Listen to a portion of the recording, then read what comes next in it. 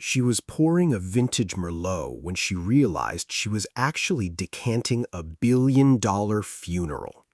Sasha Whitmore didn't trip, she didn't tremble, and she didn't let her eyes linger on the man about to die. That was the first rule of being a ghost at the Sapphire Lounge. The city's most dangerous men don't want to be seen, and they definitely don't want to be watched. She set the decanter down at the center of the mahogany table, her face a mask of professional indifference while her forensic brain was screaming. To the billionaire across the table, it was a celebratory toast. To Sasha, the subtle, oily sheen on the surface of the wine was a death sentence, a rare, untraceable toxin she hadn't seen since her days in the crime lab. She retreated into the shadows of the lounge, her heart hammering against her ribs.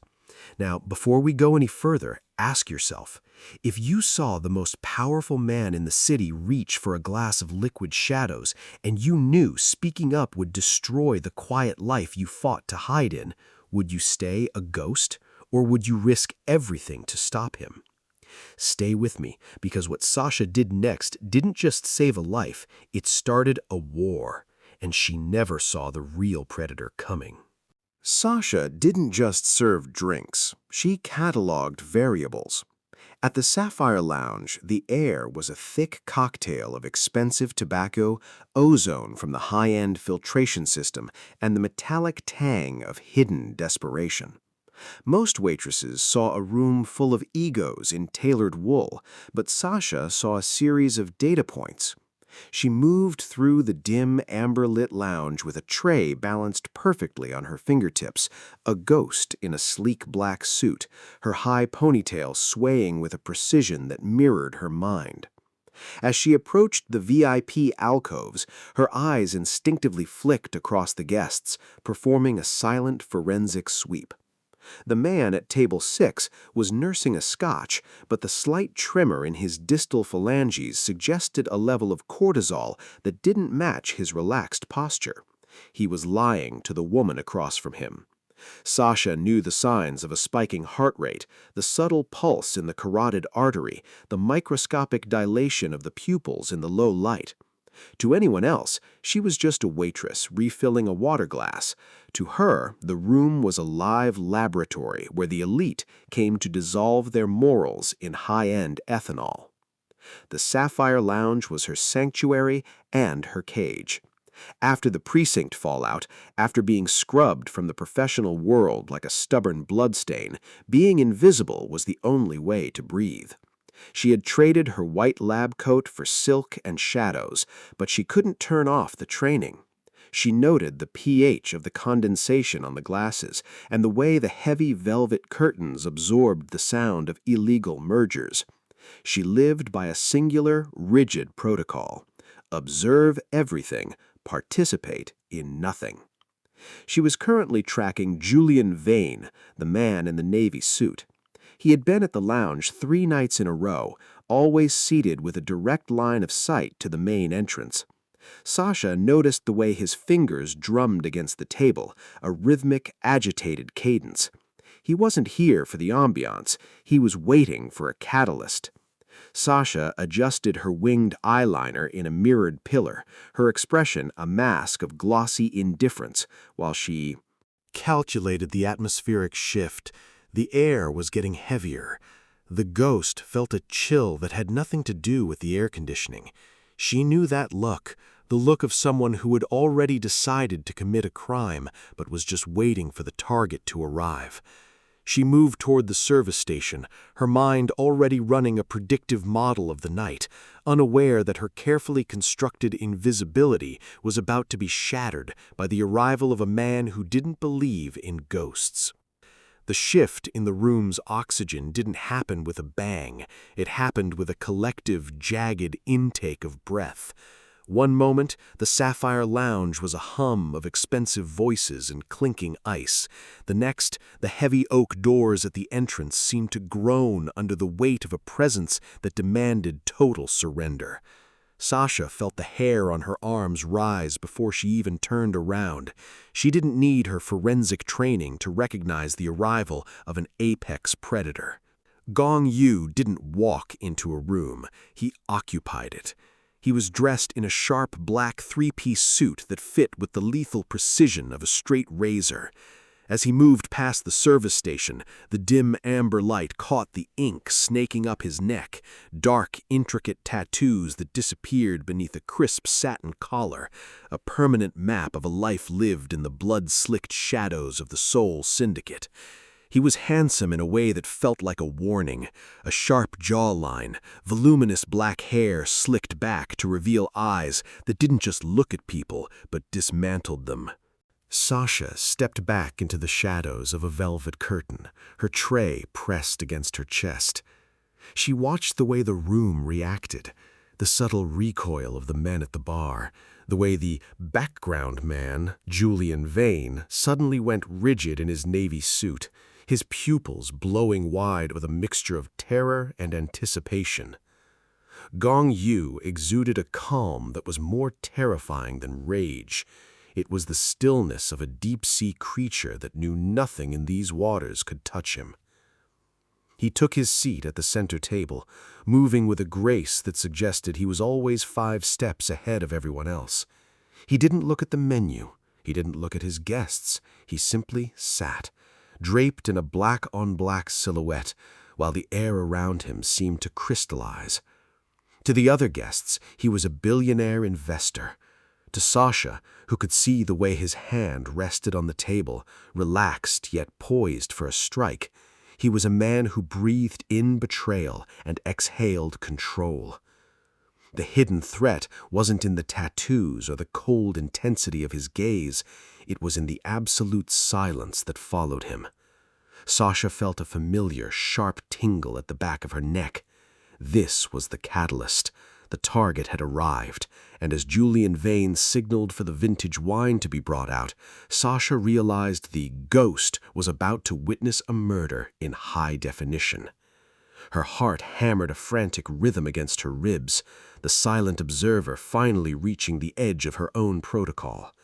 The man in the black suit was a king, but in Sasha's eyes, he was currently nothing more than a walking anatomical map of a man about to stop breathing.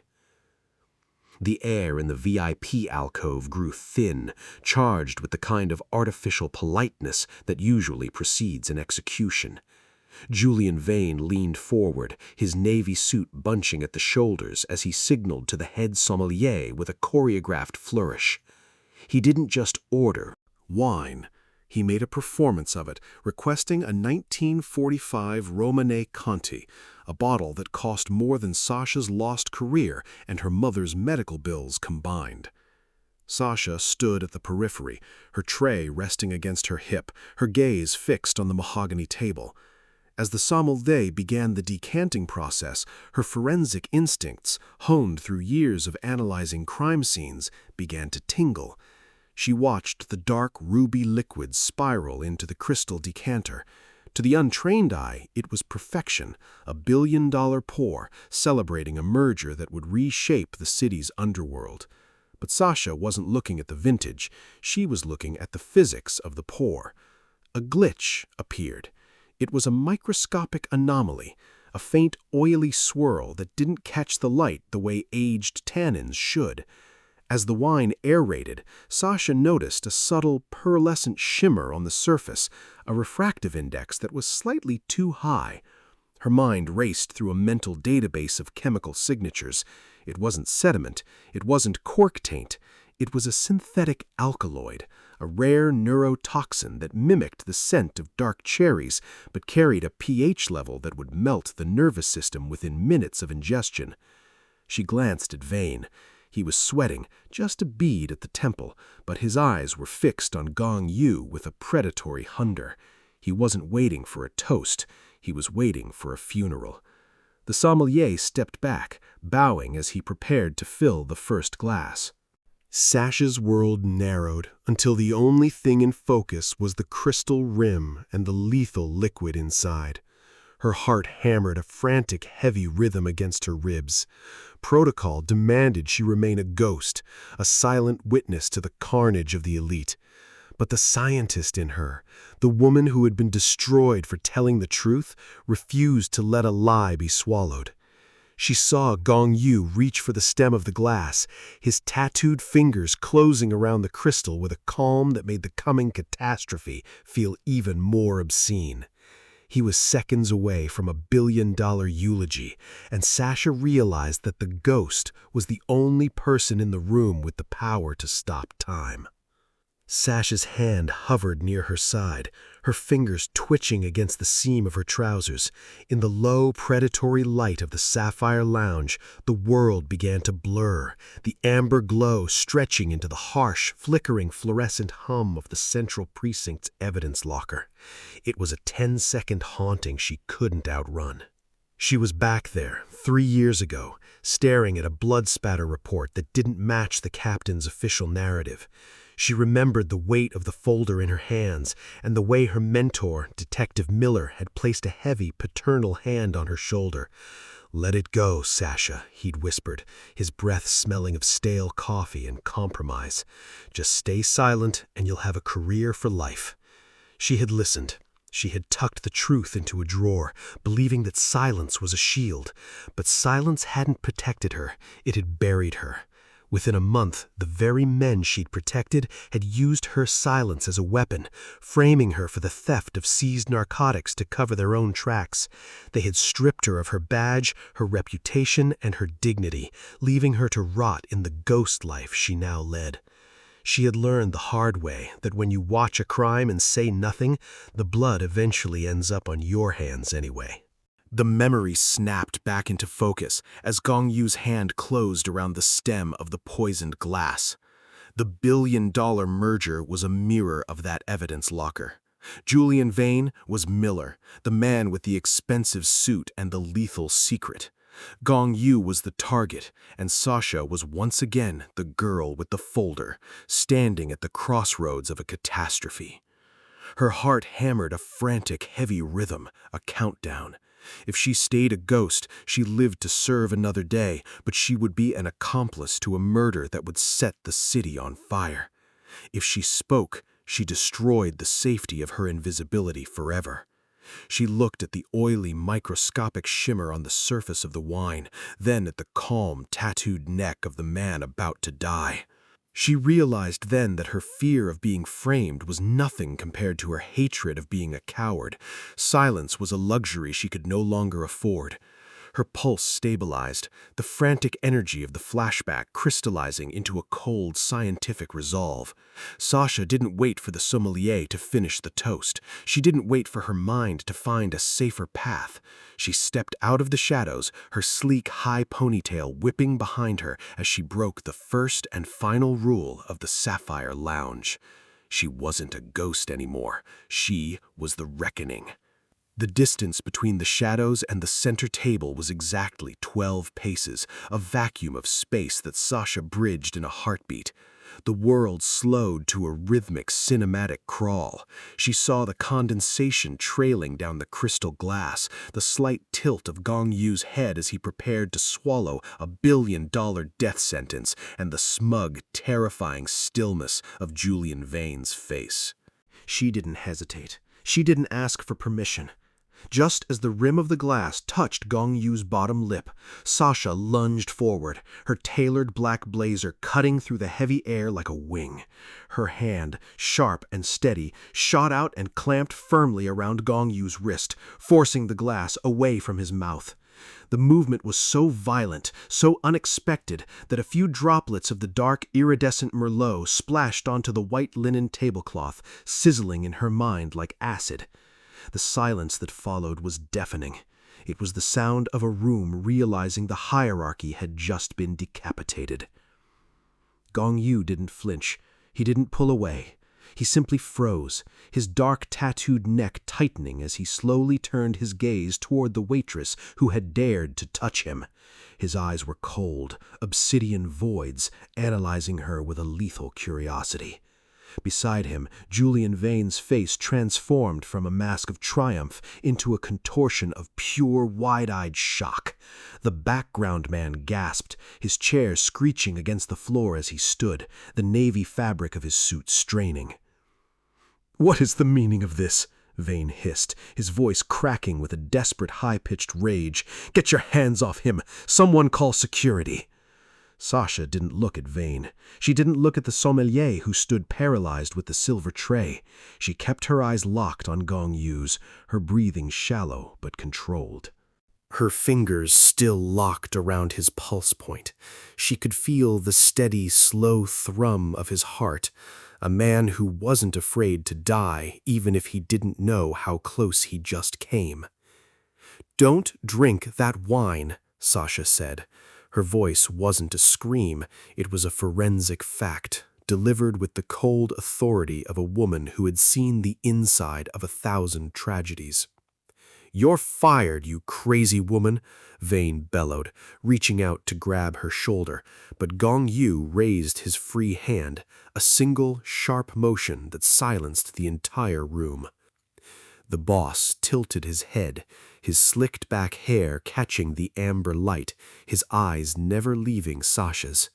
He looked at her hand on his wrist, then at the urgency in her winged eyeliner, searching for the lie. He found none, only the terrifying, brilliant clarity of a woman who had finally decided that the truth was worth the consequences. "Why?" Gong Yoo asked, his voice a low, gravelly vibration that seemed to settle in the marrow of her bones.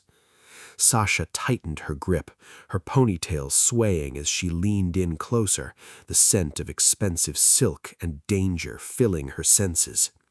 "Because," she whispered, "I don't like the way it reflects the light, and you won't like the way it stops your heart."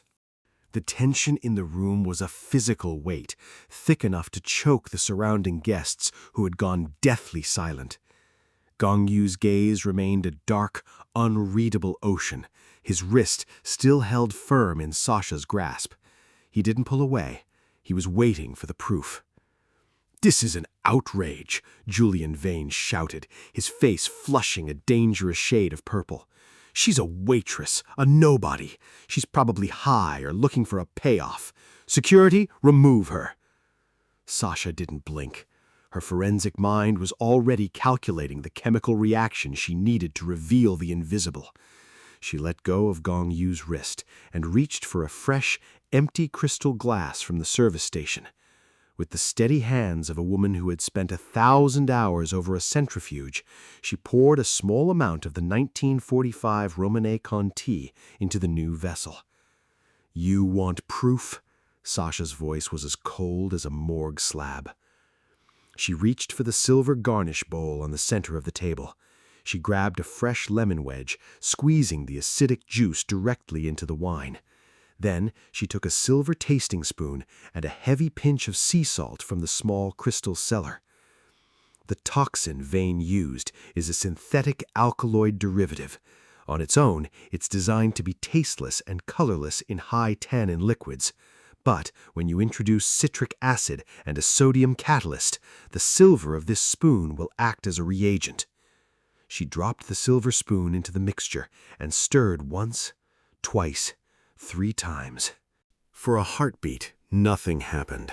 Then the deep, expansive ruby of the wine began to churn. It didn't just change color, it curdled, turning a sickly neon shade of violet that hissed against the silver. A faint, acrid plume of smoke rose from the glass, smelling of burnt almonds and ozone, the unmistakable signature of the toxin. The silver spoon emerged from the liquid completely black, its surface corroded as if dipped in acid. The room gasped. Julian Vane staggered back, his hip hitting the table and rattling the remaining glasses. He looked at the violet sludge, the billion-dollar funeral Sasha had predicted, and then at Gong Yoo. Gong Yoo stood up slowly, his black-on-black silhouette looming over the table like a mountain. He didn't look at the poisoned wine, he looked at the blackened spoon, and then he turned his obsidian eyes back to Sasha. The ghost had just performed a miracle in a dining room, turning a common table into a high-stakes laboratory. The salt broke the molecular bond, Sasha whispered, the adrenaline finally starting to cool into a sharp, jagged edge. Another 10 seconds, and that would have been your blood. Gong Yoo reached out, his tattooed hand picking up the blackened silver spoon. He studied it for a moment before dropping it back onto the white linen with a heavy, final clatter. He didn't say a word to Vane. He didn't have to. 2 of Gong Yoo's men moved from the shadows of the entrance like wolves, closing in on the navy suit. Sasha stood her ground, her sleek ponytail perfectly in place as the Sapphire Lounge transformed from a restaurant into a crime scene. She had saved the king, and in doing so, she had just ended her life as a ghost. The silence that followed the revelation was more violent than a gunshot. Gong Yoo stared at the blackened silver spoon, his eyes tracing the corrosive damage with a chilling, clinical focus. For the first time that evening, the mask of the billionaire investor slipped, revealing the jagged edge of the syndicate boss underneath. He didn't look at Julian Vane with anger. He looked at him as if he were already a ghost. Vane tried to speak, his mouth working like a fish out of water, but no sound came out. He didn't need to hear his sentence. 2 of Gong Yoo's men, shadows in charcoal wool, stepped forward. There was no struggle, no dramatic plea, just the muffled sound of a chair dragging against the rug and the heavy thud of the oak doors closing behind them. Vane was gone, erased from the room and the world in a single breath. Gong Yoo slowly turned his attention back to Sasha. The air between them hummed with a new, dangerous frequency. He stood, his height casting a long, sharp shadow over the white linen and the violet sludge of the ruined wine. He reached out, his thumb brushing the edge of the glass she had used for the test, his tattooed neck tightening. He had just realized that his life, the empire, the deals, the breath in his lungs, now belonged to a woman who made $7 an hour plus tips. "You," he said, the word vibrating with a dark, possessive intensity. Before Sasha could respond, the restaurant manager, Gerald, rushed into the alcove, his face pale and slick with sweat. "I'm so sorry, Mr. Gong. This girl, she's unstable. Sasha Whitmore, you are fired. Leave the premises immediately before I call the police." But Gerald's voice died in his throat as Gong Yoo raised a single finger. The boss didn't look at the manager. He looked at Sasha, his obsidian eyes locking onto hers with a silent command. "She isn't going anywhere," Gong Yoo murmured. He signaled to his lead bodyguard, a man with a scarred jaw who moved with the efficiency of a machine. Before Sasha could process the shift in the room, the bodyguard's hand was on her elbow, firm, unyielding, and professional. It wasn't an arrest, but it wasn't an invitation either. She was being pulled out of the Sapphire Lounge, away from her tray and her ghost life, and toward the black sedan idling at the curb. She had saved the man, but as the car door clicked shut, locking her in with the scent of leather and expensive tobacco, Sasha realized the debt of blood was a contract she hadn't read the fine print on. She wasn't just a waitress anymore. She was a witness. And in Gong Yoo's world, witnesses were either buried or kept very, very close. The transition from the back seat of a sedan to the heart of Gong Yoo's private estate felt like moving through the chambers of a high-security vault. Sasha expected a dungeon or a gilded cage. Instead, she found herself standing in a room that smelled of sterile air and surgical steel. The walls were lined with floor-to-ceiling glass cabinets housing gas chromatographs, mass spectrometers, and rows of pristine chemical reagents that would make a university dean weep with envy. It was a forensic toxicologist's cathedral hidden behind the limestone and ivy of a fortress. Gong Yoo stood by a central island of white marble, his black blazer discarded, his sleeves rolled up to reveal the full, intricate story of the ink on his forearms. He looked more at home among the instruments of precision than he had in the velvet shadows of the lounge. He didn't offer her a seat or a drink. He simply gestured to the laboratory with a slow, sweeping motion of his hand. "They took your badge because you saw a truth they couldn't afford," Gong Yoo said, his voice low, resonating off the glass. "In this room, the truth is the only currency I value.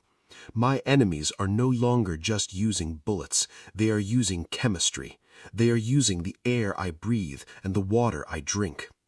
Sasha walked to a digital microscope, her fingers trembling slightly as they brushed the cool metal. It was the first time in years she had touched equipment this advanced. The ghost was beginning to pulse again. She looked at him, her sharp winged eyeliner catching the clinical white light. "You want a food taster," she stated, her voice regaining its analytical edge. "I want a gatekeeper," Gong Yoo corrected, stepping into her personal space. The scent of sandalwood and danger followed him. "Everything that enters this house, every bottle, every shipment, every gift, passes through your hands first. You will be the filter between me and the grave." He reached into his pocket and placed a key card on the marble, sliding it toward her. It was a golden ticket back into the world of science, but it was signed in syndicate blood. Sasha looked at the card, then at the man who had just bought her silence with the one thing she couldn't resist, her own brilliance. The Sapphire Lounge was a lifetime ago. Here, in the white light of the compound, the waitress was dead, and the chemist was finally home.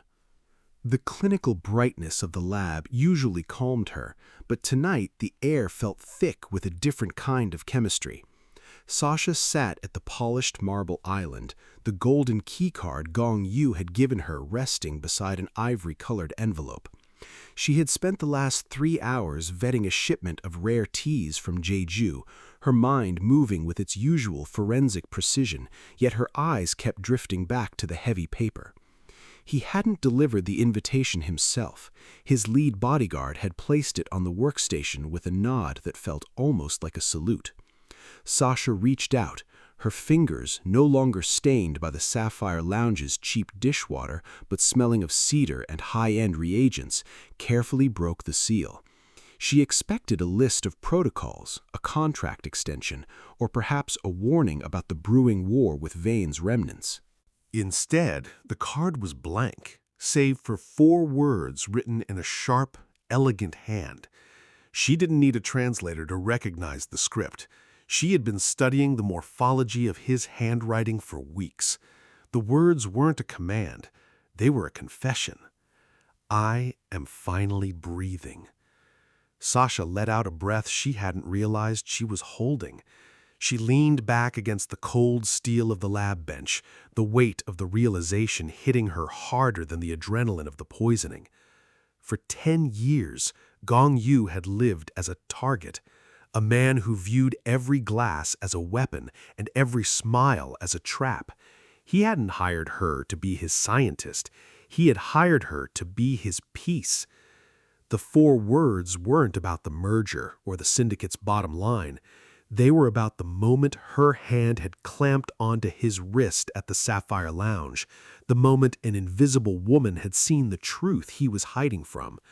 Sasha looked around at the state-of-the-art facility, the cage Gong Yoo had built for her that was also a sanctuary.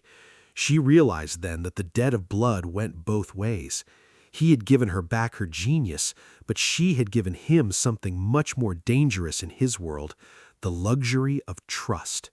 She folded the card, pressing it against her palm, finally understanding that in this house of glass and steel, the most volatile element wasn't the poison, it was the heart.